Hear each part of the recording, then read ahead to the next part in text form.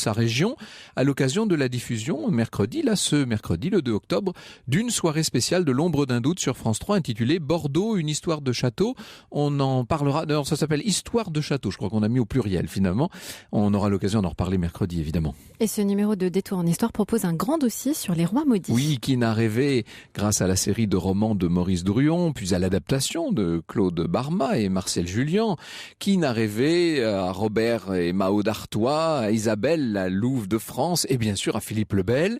Je vous propose cet après-midi de revivre les dernières heures du roi Philippe en ce monde, après quoi nous demanderons à l'historien Éric Le Nabour de nous aider à faire le tri dans cette belle fable des rois maudits entre ce qui appartient à l'histoire et ce qui relève de la légende.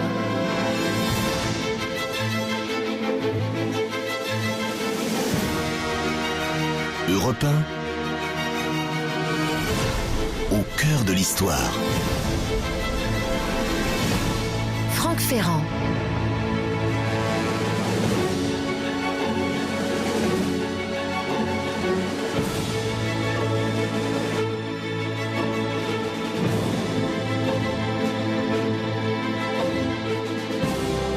Ce n'est ni un homme ni une bête, c'est une statue, a écrit de lui l'évêque Bernard Cesset, qui a été un de ses grands adversaires.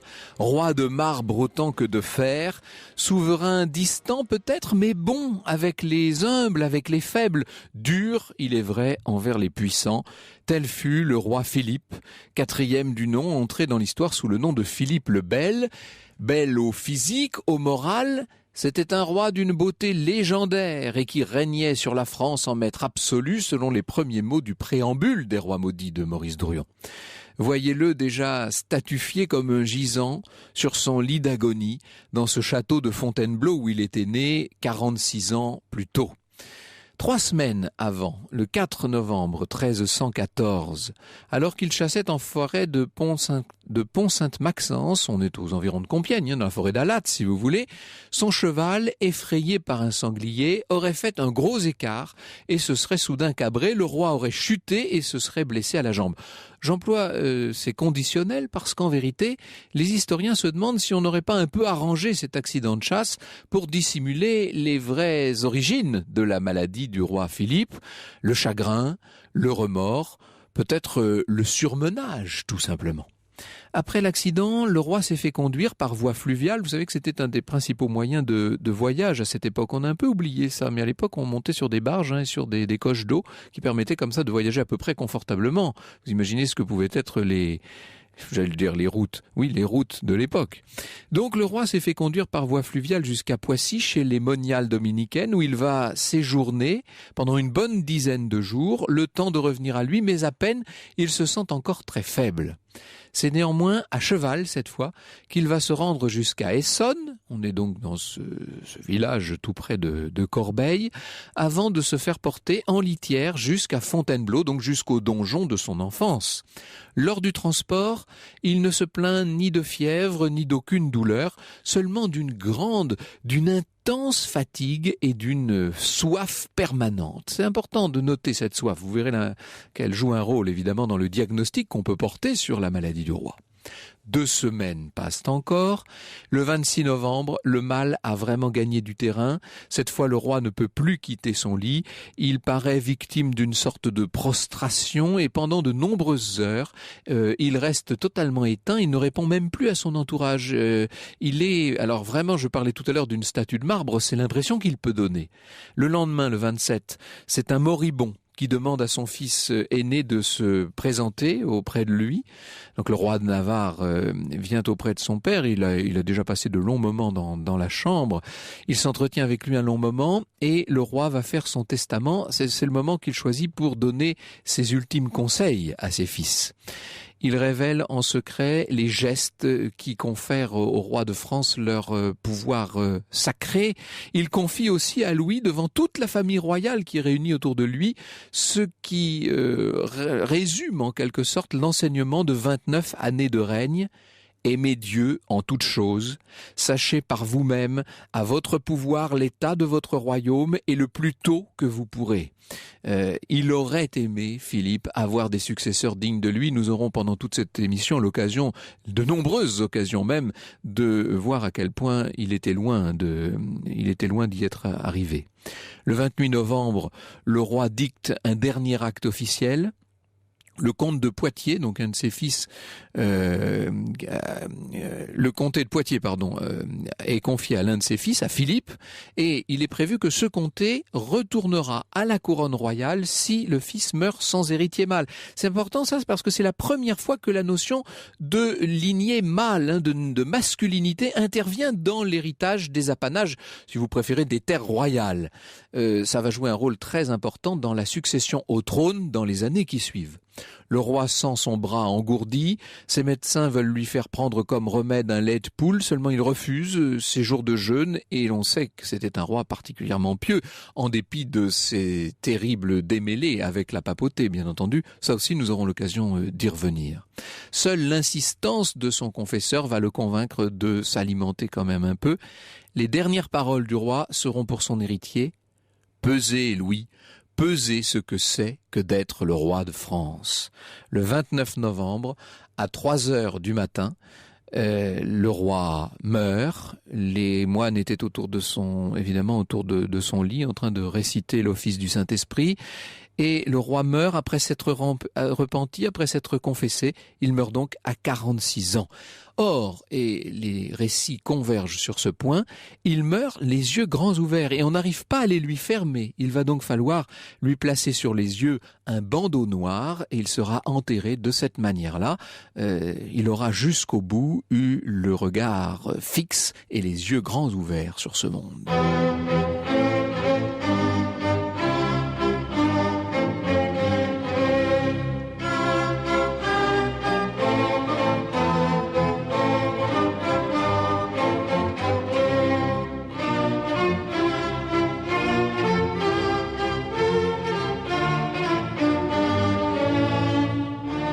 Georges Delerue, un extrait des Rois maudits, extrait de la série française réalisée en 1972 par Claude Barma. Europe 1, 14h, 15h. Au cœur de l'histoire. Franck Ferrand. Et on vous retrouve, Franck, pour la suite de votre récit sur la mort de Philippe le Bel. Et oui, voyez-le une dernière fois sur son lit de mort. On vient de lui placer, je vous disais, un bandeau sur les yeux. Alors, qui est-il, ce roi Philippe ? Il n'avait que 8 ans en 1276, quand la mort de son frère aîné, Louis, a fait de lui l'héritier de la couronne des Capétiens. Et il avait seulement 17 ans en 1285, donc, quand cette couronne est venue ceindre son beau front. Son père, c'était Philippe III, dit le hardi, qui a régné durant 15 ans, mais surtout, Philippe IV est le petit-fils de Saint-Louis. Il se veut, en tout cas, le digne continuateur de la politique de construction d'un État royal, puissant, libre, indépendant. Je vais revenir sur la vie de Philippe le Bel dans un instant, mais avant cela, en m'appuyant sur le très beau livre du docteur Jacques Deblauve, De quoi sont-ils morts ? J'ai eu la chance, vous savez, d'éditer ce livre chez Pygmalion il y a quelque temps déjà. J'aimerais m'attarder donc sur les causes réelles de cette mort. De quoi Philippe IV est-il trépassé ? Les chroniqueurs ne sont pas tous d'accord là-dessus. Alors, vous l'avez compris, tous mentionnent le fameux accident de chasse en forêt d'Alat. Bon, mais au-delà de cet accident, un compte-rendu des derniers jours de la vie du roi de France a été rédigé par un certain Guillaume Baldrich. On ne sait pas exactement qui était cet homme. Sachez en tout cas qu'il avait été chargé par le roi de Majorque d'une missive destinée à Philippe IV et que, se trouvant à la cour au moment de l'agonie du roi, il a fait son rapport pour un certain Guillaume de Cannet qui était lieutenant du roi de Majorque. Et voilà ce qu'il explique. Philippe le Bel a donc passé l'automne 1314 à Maubuisson. Il avait l'esprit extrêmement tourmenté par l'affaire des Templiers sur laquelle on va revenir. Quand je dis extrêmement tourmenté, c'est qu'on a vu le roi avoir de longs monologues, il parlait tout seul, il avait constamment le front plissé, il avait l'air soucieux, il soupirait, enfin, etc. Ça, c'est ce que nous dit le rapport. Et puis, il n'y a pas que l'affaire des Templiers. Vous allez voir que la fin de la vie de Philippe IV a été littéralement assiégée par un nombre de problèmes intimes et publics assez extraordinaires. le même rapporteur. Donc en octobre, le roi se rend à Compiègne. On dit qu'à l'époque, seule la chasse parvenait encore à le distraire. Philippe tombe donc malade le 4 novembre, alors qu'il chasse en forêt d'Alatte, près de Pont-Sainte-Maxence. On évoque cette chute de cheval, peut-être à la suite d'un malaise. Philippe le Bel s'en sort avec une blessure à la jambe, mais pas seulement. Il aurait, dès cette époque, semble-t-il, perdu la parole. Le roi est frappé de ce qu'on appelle l'aphasie. Alors tous les médecins contemporains, tous les médecins d'aujourd'hui, vous diront que les causes d'un tel état peuvent être multiples. Elles peuvent être effectivement physiologiques, il peut y avoir un rapport avec un accident cérébral par exemple, mais elles peuvent être aussi tout simplement psychologiques. L'aphasie n'est pas une pathologie en tant que telle, ce n'est qu'un symptôme dont les causes peuvent être très complexes. Selon le paléographe Charles Baudon de Mauny, qui écrivait donc à la toute fin du XIXe siècle, Philippe le Bel aurait, je cite, éprouvé un saisissement subit avec impossibilité de prononcer une parole, improbable accident cérébrovasculaire. Ça n'est pas une certitude pour autant. Les médecins, à l'époque, ne comprennent pas du tout ce qui arrive au roi. Bien entendu, il était dans la pleine force de l'âge, il a 46 ans, je viens de vous le dire. Il a joui jusqu'ici d'une excellente santé, d'où une floraison d'interrogations diverses propices à la propagation de rumeurs et à l'insinuation, à l'installation du mystère. À la mort de Philippe le Bel, Pierre de Latilly, qui est évêque de Châlons, est destitué de son office de chancelier de France et il va être dans la foulée accusé d'avoir empoisonné le roi, ainsi du reste que son prédécesseur au siège épiscopal qui s'appelait Jean de Châteauvillain. Ces accusations viennent d'un homme très puissant à l'époque, c'est Charles de Valois, à qui le nouveau roi Louis X abandonne le pouvoir. Charles de Valois est le frère de Philippe le Bel. C'est lui qui, dans la série télé, était incarné par Jean Deschamps. Pierre de Latilly, finalement, après un assez long et difficile procès, va être disculpé. Mais il reste quelque chose de cette première accusation, bien entendu. Et le poison va rester une des pistes pour comprendre la mort, non seulement de Philippe le Bel, mais également de ses trois fils, Louis X, Philippe V, Charles IV, qui tous sont morts jeunes. Vous savez, le poison, au Moyen-Âge, a un sens assez particulier. C'est en quelque sorte, ça fait partie des épreuves qui peuvent être envoyées par Dieu. Si vous mourrez, eh bien, c'est que vous deviez y passer. Et si vous y survivez, c'est qu'on n'a pas voulu de vous parmi les morts. Hein. On est là dans quelque chose, dans une approche assez magique de la mort du roi. Et bien entendu, on se rapproche de toute l'hypothèse de la malédiction. Alors, de quelle maladie Philippe a-t-il pu mourir ? Une chose est certaine, c'est que dans cette famille, on meurt jeune. Philippe, je vous l'ai dit, meurt à 46 ans. Son père Philippe III n'a vécu que 40 ans. Ses propres fils sont morts. L'un, Louis, celui qui devient le roi Louis X, à 27 ans. L'autre, Philippe V, à 29 ans. Le troisième, Charles IV, à 34 ans. Seule exception, c'est le grand-père, Saint-Louis, qui lui était mort à 56 ans. Et vous savez dans quelles conditions, en Tunisie. Encore sa mort a-t-elle pu être à l'époque considérée comme précoce ? Il est difficile de déterminer le nom de la maladie qui a emporté le roi en 3 ou 4 semaines. Aucune donnée d'autopsie n'est disponible. Tout ce qu'on sait, c'est que l'évolution a été rapide, donc disons un peu plus de 3 semaines, qu'il y a eu une chute à l'origine des troubles, un épisode de difficulté d'élocution ou d'aphasie, même partielle, et puis cette soif constante avec une nette diminution de l'appétit, une absence de fièvre et d'infection, des épisodes de somnolence ou en tout cas de conscience très réduite et à la toute fin, en phase ultime, des difficultés motrices, notamment pour un bras qui était devenu, lui, complètement paralysé. Conclusion, nous disent les médecins d'aujourd'hui, il y aurait bien eu atteinte cérébrale avec une altération de l'état général. Est-ce que c'est l'accident vasculaire qui a provoqué une perte de connaissance et la chute dans la forêt d'Alatte ? Ou bien, à l'inverse, est-ce la chute qui serait à l'origine du traumatisme crânien et de l'accident vasculaire ? Ça, honnêtement, aucun indice ne permet de le savoir. Alors ce que je vous propose, dans le doute, c'est de revenir à ce dont on est certain, ce qui appartient moins à la conjecture qu'à l'histoire, et c'est l'univers extrêmement difficile, c'est le contexte particulièrement malaisé dans lequel se muait ce roi, dans lequel il se débattait littéralement. On peut dire que la fin de sa vie aura été une fin de vie pleine de tracas, de soucis et d'ennuis. Franck Ferrand, 14h, 15h sur Europe 1. Et nous sommes au cœur de l'histoire des rois maudits. C'est la dernière partie de votre récit sur la mort de Philippe le Bel. Et oui, alors pourquoi maudit ? On y vient évidemment, mais avant ça, je veux achever en quelque sorte tout le processus mortuaire et notamment la cérémonie funèbre. Le corps du roi Philippe est transporté à Paris, donc toujours par la Seine. On est le 1er décembre. On avait procédé un peu de la même façon pour Philippe III au retour de l'expédition de Catalogne.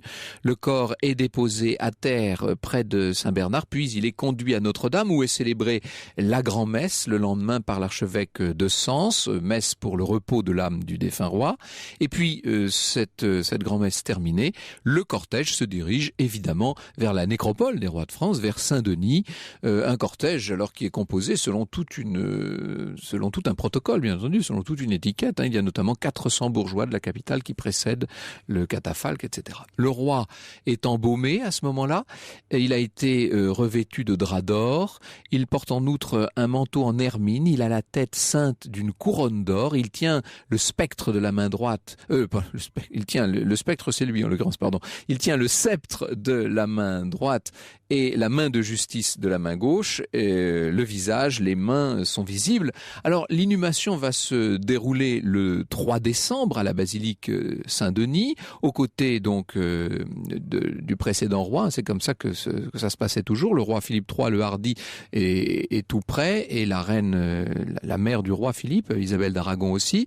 Le corps de Saint-Louis est tout près lui aussi. Il y a assez peu de monde au moment de l'inhumation du roi. Vous savez, ça se fait simplement en présence de la famille royale et des grands seigneurs de la cour. Les entrailles et le cœur du roi sont déposés le 4 décembre au monastère des Sœurs de Poissy. Donc vous voyez qu'il a joué un très grand rôle. Cette fondation, ce monastère de la fin du règne du roi a joué un grand rôle pour lui. Il avait décidé que son cœur irait là-bas. Pour Philippe le Bel, on peut dire que c'en est fini des tracas perpétuels, des conflits énormes, des difficultés sans nombre dont son règne aura été littéralement tissé, car, et vous me permettrez de poser la question, on est en droit de se demander si Philippe n'est pas mort tout simplement d'épuisement, s'il n'a pas succombé à une tâche immense pour laquelle il avait toutes les dispositions requises, certes, mais une tâche qui finalement se serait révélée surhumaine, tâche à laquelle personne, même lui, n'aurait pu survivre. Qu'on en juge plutôt. Je vais mettre de côté pour le moment la grande affaire du règne, celle des Templiers, mais commençons par la fin chronologiquement, par le grand scandale familial qui a beaucoup affecté le roi, le fameux scandale connu dans l'histoire sous le nom de scandale de la Tour de Nesle. Vous savez que ces brues ont fini par avouer qu'elles avaient longuement trompé leurs maris respectifs, c'est-à-dire que les héritiers du roi, ceux qui tour à tour vont devenir eux-mêmes rois de France, sont tout simplement des cocus.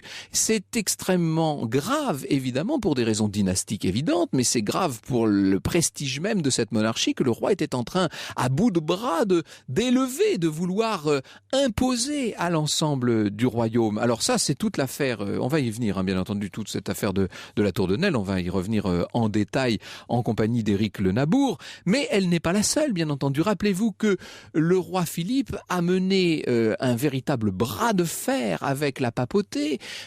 On va parler de l'attentat d'Anagni, de toute cette extrême difficulté qu'a eu le roi avec le Saint-Siège. Un Saint-Siège que d'ailleurs il a fait transporter de Rome en Avignon, c'est sous son règne que ça a lieu, ça, et évidemment avec des difficultés terribles au moment notamment de l'affaire des Templiers.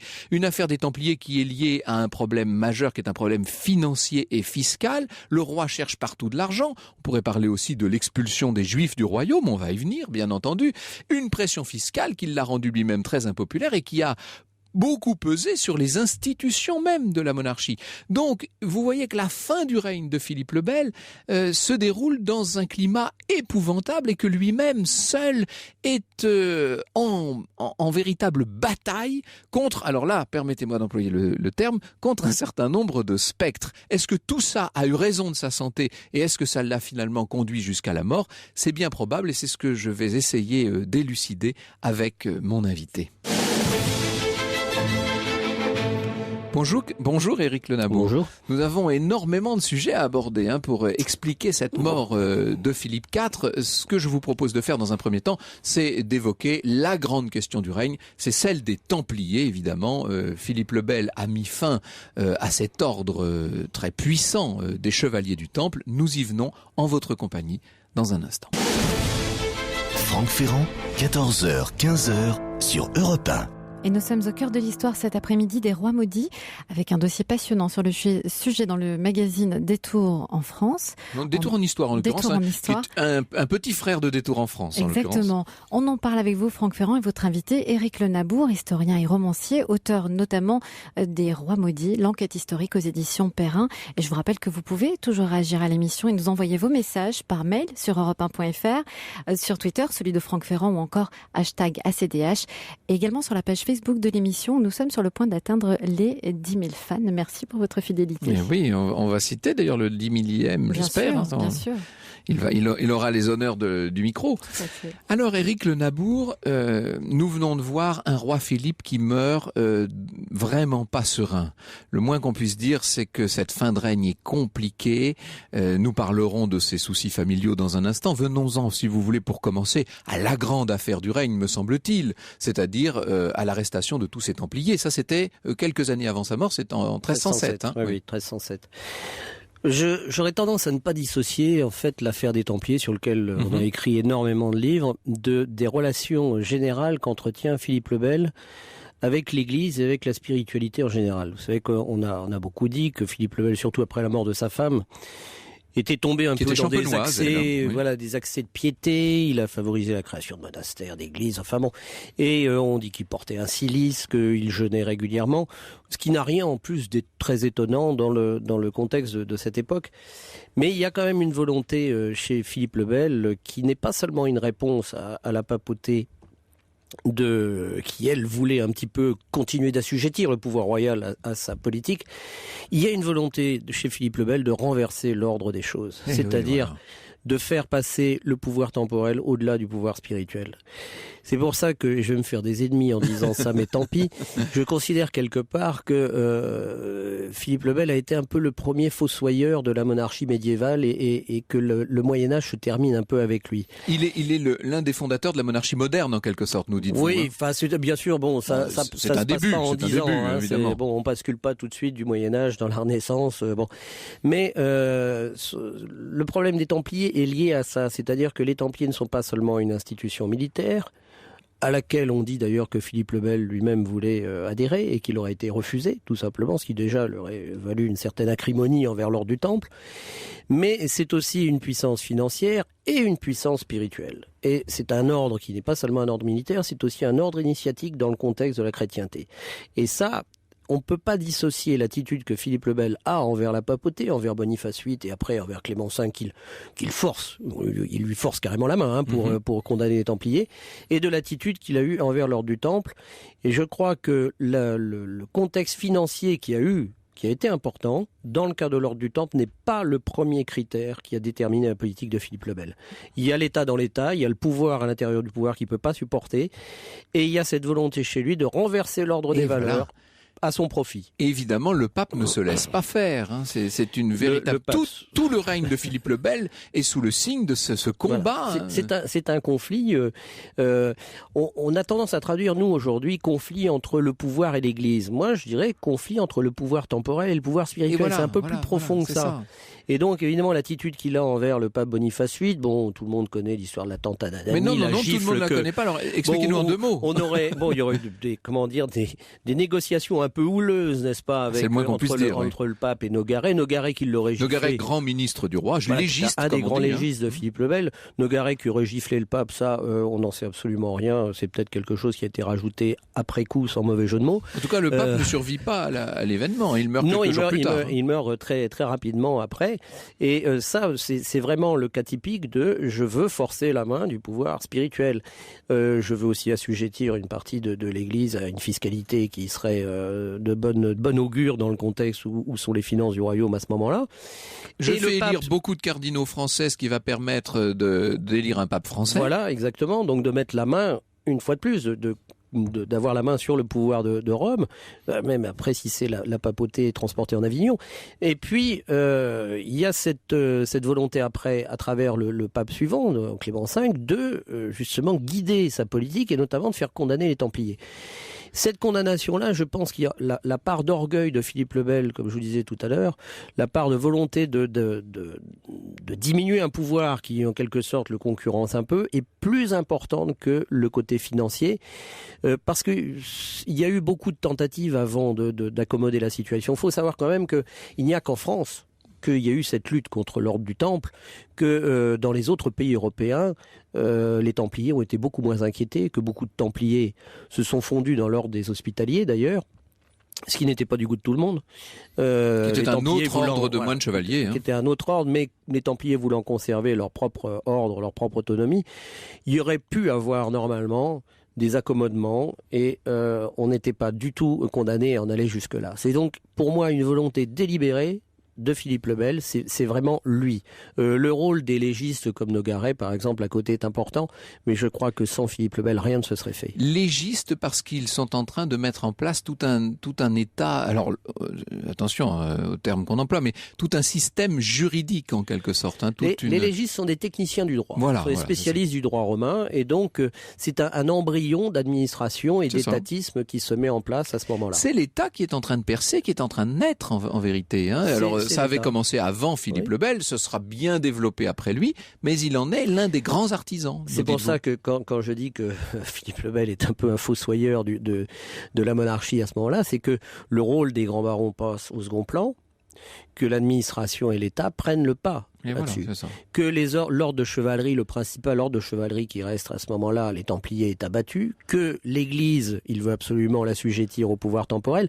C'est un renversement complet des valeurs. Et avec une traduction financière et fiscale, bien entendu, parce que qui dit État fort dit pression fiscale importante. Alors, il y a la pression fiscale, et puis il y a aussi, vous savez, cette fameuse accusation contre Philippe le Bel de faux monnayeur. Et voilà, qui n'est pas, il a trafiqué sur les monnaies. Voilà, alors c'est pas du tout le cas, parce qu'en fait, il y avait une pénurie d'argent à ce moment-là, qui a fait qu'on est arrivé à un système bimétallique hors argent, donc on a joué sur le poids des monnaies.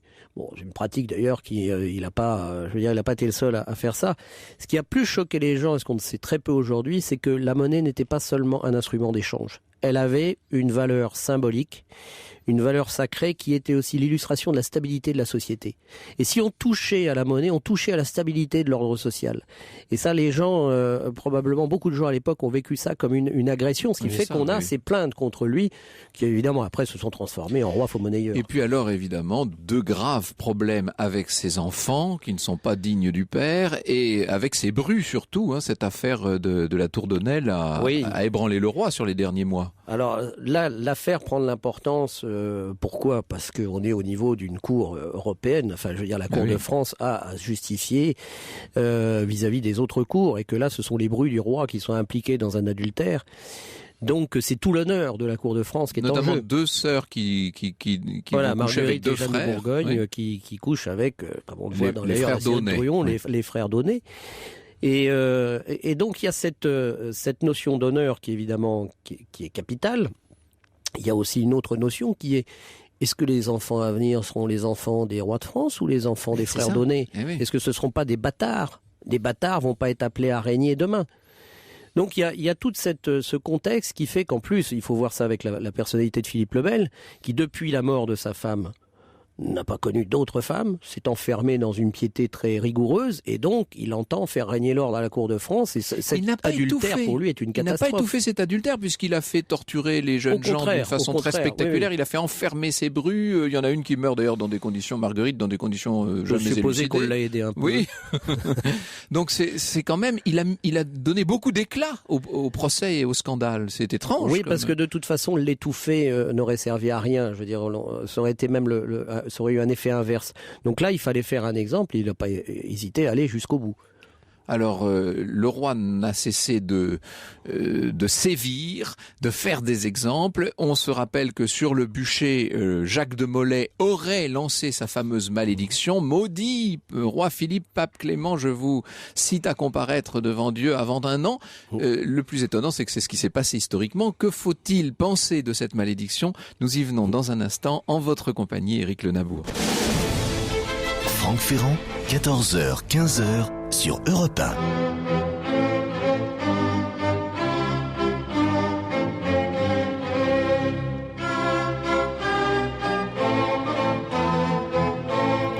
Et nous sommes au cœur de l'histoire cet après-midi des rois maudits, avec un dossier complet sur le sujet dans le magazine Détour en Histoire. On en parle avec vous, Franck Ferrand, et votre invité, Éric Le Nabour, historien et romancier. Oui, d'ailleurs, Éric Le Nabour, qui dans ce numéro 2 de Détour en Histoire, explique très clairement, remet les pendules à l'heure en quelque sorte. On entendait là la musique de Georges Delerue pour l'adaptation que Marcel Julien et Claude Barma avaient tirée de la grande série romanesque de Maurice Druon. Série à plusieurs auteurs, d'ailleurs. Maurice Druon ne s'en est jamais caché. Évidemment, quand on parle de Philippe le Bel et de ses 3 successeurs, quand on parle des fameux rois maudits, on pense au roman et on pense à la malédiction telle que Druon nous l'a dépeint, Éric Le Nabour. La malédiction, pour un romancier, c'était quand même une entrée en matière magnifique. Et puis un romancier peut pas hésiter à se servir d'un argument comme celui-là. Alors ce qu'on en sait de la malédiction, enfin de Jacques de Molay, c'est que c'est une invention. Hein. Il y a des rumeurs qui courent dans les chroniques, mais c'est à partir simplement du XVIe siècle. C'est très tardif. Voilà, c'est ça. Et petit à petit, on en rajoute. On en rajoute. Au XVIIIe siècle, ça devient... Au XVIIIe siècle, il y a un autre phénomène qui rentre en ligne de compte, c'est que vous avez une renaissance de la franc-maçonnerie à la fin du XVIIIe siècle, où là, on essaie de se retrouver des filiations avec l'ordre du Temple. Donc, l'ordre du Temple redevient à la mode, redevient en question. Et évidemment, la malédiction de Jacques de Molay, quand on est à l'approche de la Révolution, ça devient trop joli, quoi. Il faut absolument utiliser ça. Et puis, ça se termine avec des pièces de théâtre qui ont eu du grand succès au XIXe siècle, où on parlait de Jacques de Molay, dont on ne parlait absolument pas avant, d'ailleurs, qui est même un des grands maîtres de l'ordre, je dirais pas relativement insignifiant, mais enfin, qui est très mineur dans la lignée. Il y a quelques années, vous aviez vous-même fait paraître chez Perrin une enquête historique sur les rois maudits pour justement faire le tri dans toute cette belle légende entre ce qui appartient à l'histoire et ce qui relève plutôt de la légende, de la chronique en fait. Hein. Je crois surtout que la malédiction, déjà c'est un thème qui est récurrent dans toutes les religions. Bon, la malédiction, il y en a, vous en avez à l'appel dans la Bible, mais il y a aussi le contexte finalement de l'époque. C'est un contexte difficile sur le plan économique, sur le plan financier. La monarchie est attaquée, c'est le conflit avec la papauté, c'est l'ordre du Temple, c'est les fils de Philippe le Bel qui meurent sans héritier mâle. Enfin, toute cette France a l'air maudite. Avouez quand même que la malédiction, elle pourrait être crédible, puisque le pape Clément V meurt effectivement aussitôt après la mort sur le bûcher de Jacques de Molay et des grands maîtres. Le roi Philippe meurt lui-même peu de temps après, moins d'un an après, 8 mois, c'est ça, 8-9 mois après. Et puis alors, Nogaret, le méchant ministre, si je puis dire, celui qui a été la cheville ouvrière de toute l'affaire du procès, meurt également, et les 3 fils, donc Louis X, Charles IV, Philippe V, meurent l'un après l'autre. C'est quand même... C'est pour ça que le contexte, je crois, dans lequel était la France à ce moment-là, a favorisé la thèse de la malédiction. Rien ne dit d'ailleurs que les Français, à ce moment-là, n'aient pas eu dans la tête qu'il y avait une malédiction qui pesait sur la monarchie. Est-ce que c'est... les phrases qu'on prête à Jacques de Molay ne sont pas simplement l'écho de ça, c'est-à-dire l'écho d'une opinion l'opinion générale qui a fini par s'inscrire dans l'histoire, dans une rumeur qui, petit à petit a pris corps et qui a donné lieu à cette fameuse malédiction de Jacques de Molay. Vous me faisiez d'ailleurs remarquer avant cette émission que les 3 dynasties, lorsqu'elles s'éteignent en France, le font de la même façon. Oui. C'est-à-dire que les Capétiens directs, on a ces 3 frères, Louis X, Philippe V et Charles IV. Ensuite, les Valois, on a François II, Charles IX et Henri III. Et puis pour ce qui est des Bourbons, évidemment, même si c'est un petit peu différent, mais enfin Louis XVI, Louis XVIII et Charles X. Les fils ne règnent pas. Charles X a 2 fils, il y en a qui se fait assassiner quand même. Donc duc de Berry, le duc d'Angoulême est resté roi pendant 1 minute, le temps de signer son acte d'abdication. Et on a ces 3 frères, effectivement, 3 frères sans descendance. Ça c'est assez frappant quand même, objectivement. Bon. Alors revenons peut-être à ces rois eux-mêmes qui étaient une matière phénoménale pour Maurice Druon. Vous avez très bien montré dans votre ouvrage que Maurice Druon écrivait avec des arrière-pensées qui étaient celles des années 50, évidemment, celles de l'après-guerre. On est après-guerre. Il est évident que Maurice Druon, d'ailleurs, il s'en est pas vraiment caché. Non, bien sûr. A voulu un petit peu, à travers Philippe le Bel, incarner la lutte pour l'unité nationale, pour la suprématie de l'État, pour l'ordre, et puis faire une histoire. On était sous la 4e République et il était gaulliste en ce qui concerne. Et donc il s'étirerait. Alors peut-être qu'il avait même des arrière-pensées sur le retour du général de Gaulle au pouvoir, mais aussi une histoire qui s'étirerait de Philippe le Bel à de Gaulle en passant par Louis XIV, Napoléon, enfin une continuité. Mais Maurice Druon ne s'en est pas caché du tout. Non, tout à fait. D'ailleurs, moi j'ai eu cette chance, mais c'était tout à fait passionnant de parler avec Maurice Druon de la genèse de tout ça, parce qu'il avait un regard extrêmement lucide sur ce grand roman et sur cette fresque qui avait, ne l'oublions pas, beaucoup contribué à redonner le goût de l'histoire aux Français, parce que c'est un peu comme les 3 mousquetaires. Tout à fait. C'est un très grand roman. Moi, j'ai eu l'occasion d'en parler aussi un peu avec lui. D'ailleurs, il m'avait écrit au moment où le livre est sorti pour me féliciter, très gentiment d'ailleurs, parce que c'était un petit peu aussi son domaine, sa chasse gardée, Maurice Druon, les rois maudits. Mais il avait beaucoup aimé le livre. Il m'a dit que j'avais bien vu les choses qui effectivement étaient à modifier, parce que lui avait écrit dans le contexte des années 50 aussi, et qu'il y avait, par exemple, il y a tout un chapitre dans le bouquin sur le rôle des femmes, auquel il s'attache pas énormément dans ses romans, mais on a aussi découvert en 60 ans de recherche que le rôle des femmes avait été beaucoup plus important qu'on ne le pensait jusqu'alors au Moyen-Âge. Et puisqu'il avait repris plus tard, il a fait une réédition des Rois Maudits qu'il a réécrit, qu'il a remis dans sa plume, et il y a ces phrases magnifiques, il y a ce style quand même très fort. Les premiers mots des Rois Maudits sont inoubliables. L'incipit, un tronc entier couché sur un lit de braise incandescente flambait dans la cheminée, les vitraux verdâtres